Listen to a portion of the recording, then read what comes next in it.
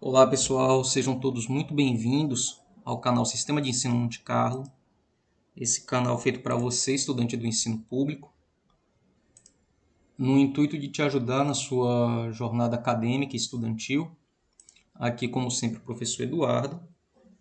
E hoje mais uma aula para o nosso módulo de História, onde vamos tratar da sociedade mineira, período colonial, Idade Moderna, e da mesma forma que houve uma sociedade do açúcar, houve também uma sociedade que se construiu ao redor da exploração de ouro e diamante lá em Minas Gerais. Então vamos lá, turma. Como de praxe, né, nesse processo de exploração do território brasileiro, diversos grupos indígenas já habitavam a região das Minas muito antes do surgimento das primeiras vilas mineiras, já que eles eram os verdadeiros habitantes, os verdadeiros donos da terra. Então, para onde se ia, o colono ele se deparava com um aldeamento indígena. Eles estavam distribuídos nas aldeias próximas às jazidas de ouro e outras minas afastadas, como o caso da Zona da Mata Mineira. No entanto, a descoberta das primeiras lavras de ouro e a fundação de vilas na região levaram muitos grupos indígenas a se refugiar no interior da colônia, principalmente nas florestas ao leste da capitania de Minas Gerais. E apesar disso, essa população, apesar, né, da invasão do colono, a população indígena, a população nativa, resistiu ao avanço da atividade mineradora, promovendo ataque contra os povoados estabelecidos na região e contra as bandeiras que adentravam cada vez mais o sertão nas minas.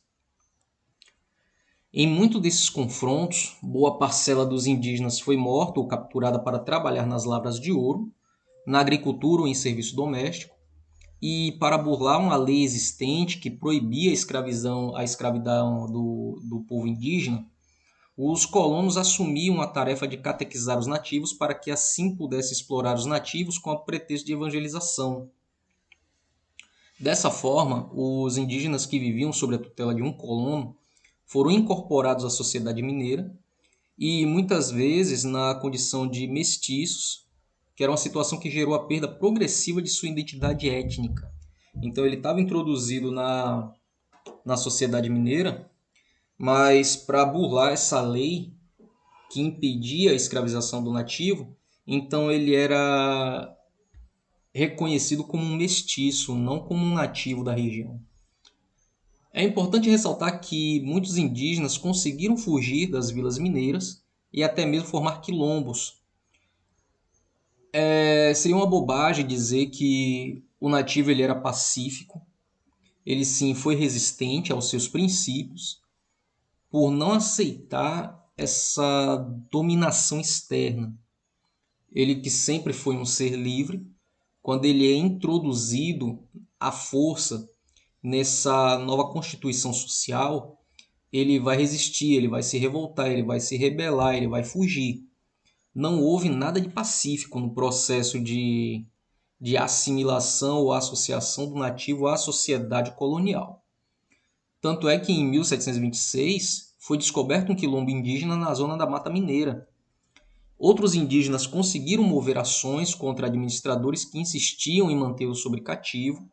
Isso foi possível graças à medida criada em 1760, que permitia aos indígenas recorrer à justiça colonial para defender seu direito à liberdade. Por mais que na época tentou se justificar que o nativo brasileiro ele não possuía inteligência intelectual, aqui tem a prova de que tanto ele tinha intelectualidade como ele entendia de direito e entendia de lei, a ponto de recorrer a uma lei colonial para garantir a sua liberdade. Um outro exemplo desse fato ocorreu em 1764, em Vila Rica. Um grupo carijó, composto de Leonor e seus 3 filhos, pediram auxílio à justiça para serem libertados da condição de escravos. O governador, nesse período, depois de investigar o caso, ordenou a libertação desse indígena e, no entanto, resoluções como essas eram raras. pois a maioria dos colonos eles alterava a origem étnica dos nativos, identificando-os como mestiços, já que a lei ela só assistia o nativo. Então, um mestiço ele não era assistido por essa lei, então era uma forma de manter o nativo sobre cativeiro com essa estratégia do colono, não reconhecendo como índio, não reconhecendo como nativo, e sim como mestiço. Nas Minas Gerais, formou-se uma sociedade mais diversificada do que a do Nordeste açucareiro, e o pequeno grupo de homens era formado por, primeiro, proprietários de grande lavra, que era um grupo restrito, né, que obtinham da coroa grande poder econômico e influência política. Em seguida vinham os contratadores, que em geral eram portugueses que obtinham da coroa os contratos para explorar diamantes, além de direito de arrecadar o dízimo e as entradas, que eram as taxas, né, de importação. Tinham também os altos funcionários do governo de Minas, que eram indivíduos que provinham normalmente das famílias nobres portuguesas. Eles assumiam cargos de governadores. Grande comerciante ao lado dos contratadores eram os donos das maiores fortunas, indivíduos que tinham prosperado com o comércio de gado e de produtos manufaturados em Minas Gerais e em outras regiões do Brasil. Houve também as camadas intermediárias, que eram formadas por faiscadores, pequenos comerciantes, profissionais liberais e até mesmo artistas. Lá para o final da aula nós vamos falar um pouco sobre a arte que se desenvolveu na região das Minas. Um outro grupo que compunha essa sociedade mineira eram as negras quitandeiras. Ao pesquisar as camadas sociais pobres de Minas Gerais, a historiadora Laura de Mello e Souza analisou a figura das mulheres escravas no cotidiano das vilas e cidades mineiras. Essas mulheres podiam trabalhar como ambulantes ou em vendas que atendiam escravos e brancos pobres. Esses locais tornavam-se pontos de encontro, lazer, namoro e solidariedade.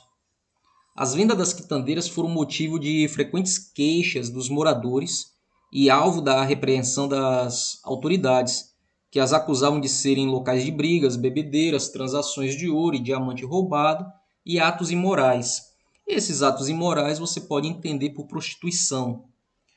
E como as autoridades culpavam as negras quitandeiras por toda a desordem social, geralmente era recomendado que o atendimento nas vendas fosse feito pelo próprio dono do tabuleiro ou pelo próprio dono do estabelecimento.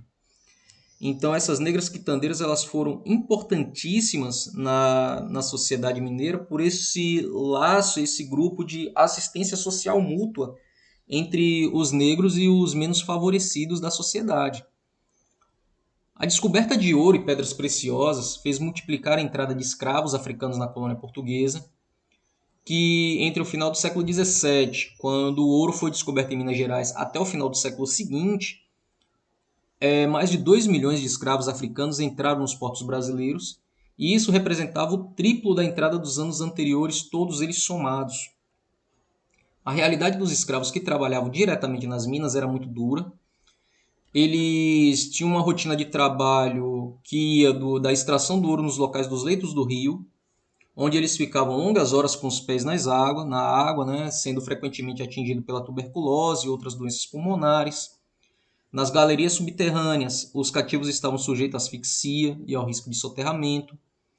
Nas regiões mais urbanizadas, havia o escravo de ganho. Eles eram autorizados pelos senhores a exercer atividades que proporcionavam um ganho.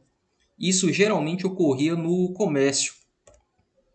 Com o dinheiro obtido na venda, né, no exercício do comércio na região, ou até mesmo trabalhando no garimpo, o escravo pagava aos seus senhores a quantia estipulada e ficava com o excedente, o que lhe permitia muitas vezes fazer uma poupança para comprar a liberdade.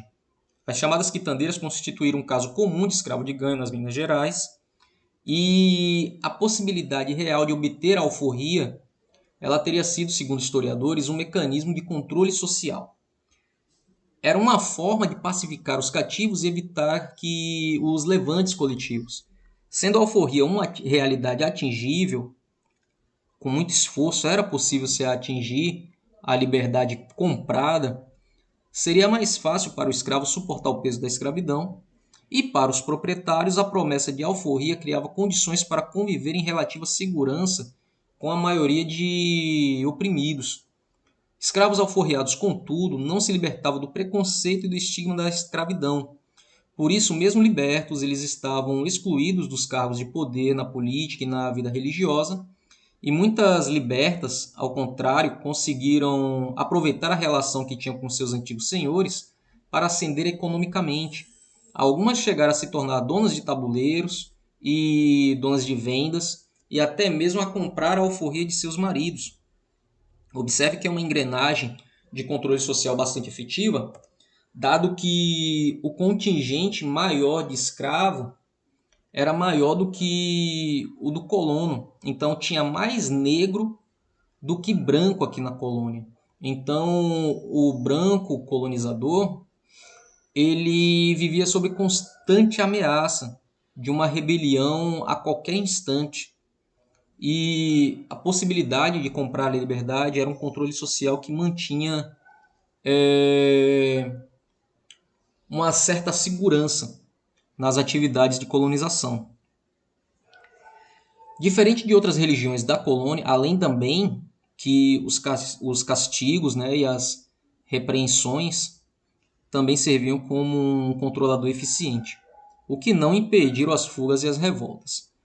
Diferente de outras regiões da colônia, a sociedade mineira era muito urbanizada. A maioria das pessoas morava em casas pequenas e pobres, construídas com barro, madeira ou pedra, com exceção das famílias ricas, que geralmente moravam em sobrados. A população morava em casa térrea, com pouca porta e janela. Os escravos residiam em senzalas ao lado da moradia de seus senhores ou em ranchos, que eram construções muito simples e precárias, feitas de pau a pique, barro, palha e madeira. Eu tive a oportunidade de conhecer uma dessas casas de pau a pique e, dado a sua rudimentaridade, é até uma habitação interessante. No cotidiano social das vilas e cidades mineiras, os habitantes cuidavam de seus negócios, promoviam festas e participavam das atividades religiosas organizadas pelas Irmandades, que ocupavam o centro da vida comunitária de Minas Gerais.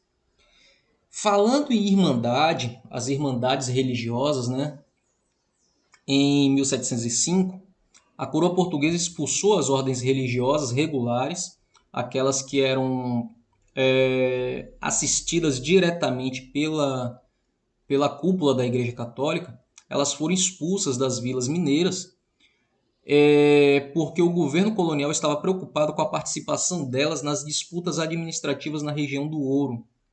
Na ausência das ordens regulares, surgiram confrarias, surgiram também as irmandades e ordens terceiras, que eram associações religiosas leigas organizadas em torno do culto a um santo.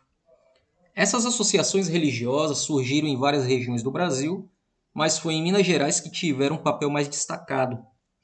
Elas eram responsáveis pelas atividades religiosas, como construir capela, construir igreja, organizar procissões e as festas católicas. E essas irmandades também prestavam assistência social, dando auxílio aos doentes, necessitados, às famílias no momento de um funeral. Essas irmandades refletiam a divisão social que existia na sociedade mineira, e por isso havia irmandades dos ricos e as irmandades dos pobres, irmandades de brancos, irmandades de negros. As mais poderosas contratavam arquitetos e artistas para a construção de suas igrejas, mantinham hospitais e assistências de ajuda mútua.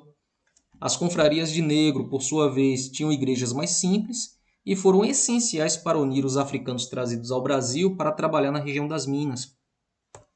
Então era algo bem dividido e algo bem selecionado.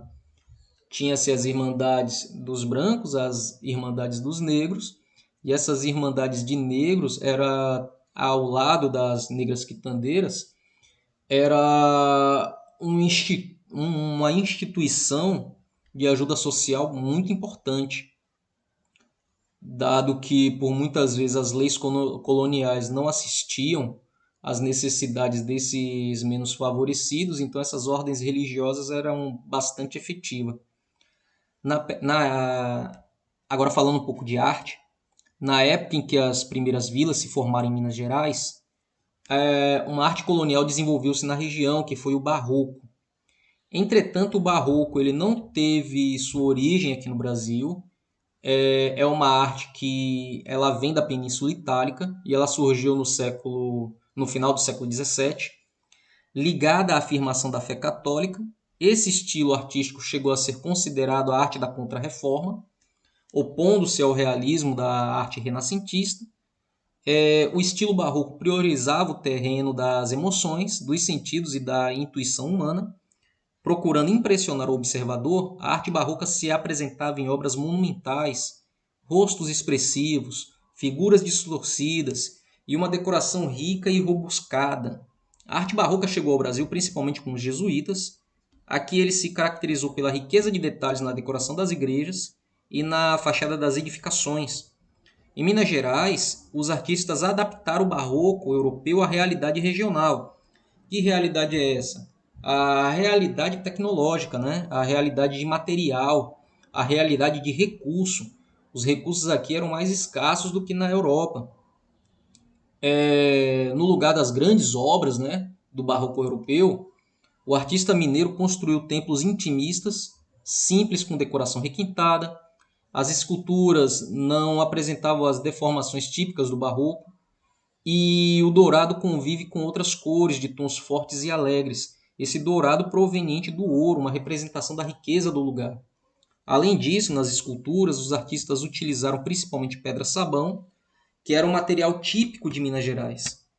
Entre os grandes artistas do barroco mineiro se destacaram Antônio Francisco Lisboa, o Aleijadinho, e Manuel da Costa Ataíde, que foi o mestre Ataíde. Aleijadinho, ele especializou-se em entalhar e esculpir peças em madeira e pedra-sabão. Entre as suas principais obras estão os 12 Profetas, que decoram a fachada do Santuário do Bom Jesus de Matozinho, em Congonhas, e a decoração interna da igreja de São Francisco de Assis, em Ouro Preto. O mestre Ataíde, por sua vez, era pintor, dourador, encarnador e professor. Seus filhos, não por acaso, serviam de modelo para os anjos de suas obras, e ao lado de Aleijadinho realizou a obra-prima do barroco no Brasil e a igreja de São Francisco de Assis, em Ouro Preto. No teto da igreja, só para um detalhe, Ataíde pintou com traços mestiços a suposta Virgem Maria e os querubins que a rodeiam, que por sinal é uma obra muito interessante. Eu tenho aqui detalhe dela aqui ao lado. E a igreja de São Francisco de Assis, que são obras magníficas da arte barroca e da arte brasileira em geral, do período colonial. Turma, essa foi nossa videoaula de hoje. Espero que tenha sido rica e instrutiva para todos vocês. Não esquece de deixar o seu like, não esquece de compartilhar os vídeos aqui do canal com seus iguais, né? Caso você ainda não tenha se tornado inscrito, ajuda aí o professor, ajuda a expandir o canal na plataforma, a mostrar a plataforma do YouTube, a relevância do canal. Entenda isso aqui como uma biblioteca de pesquisa e também um trabalho de ordem pública, né? Já que o ensino público brasileiro ele precisa de ajuda. E é um trabalho gratuito, não lhe custa nada você deixar o seu like, você compartilhar e você se tornar inscrito. A ajuda fortalece a ideia. Fiquem todos bem e até uma próxima.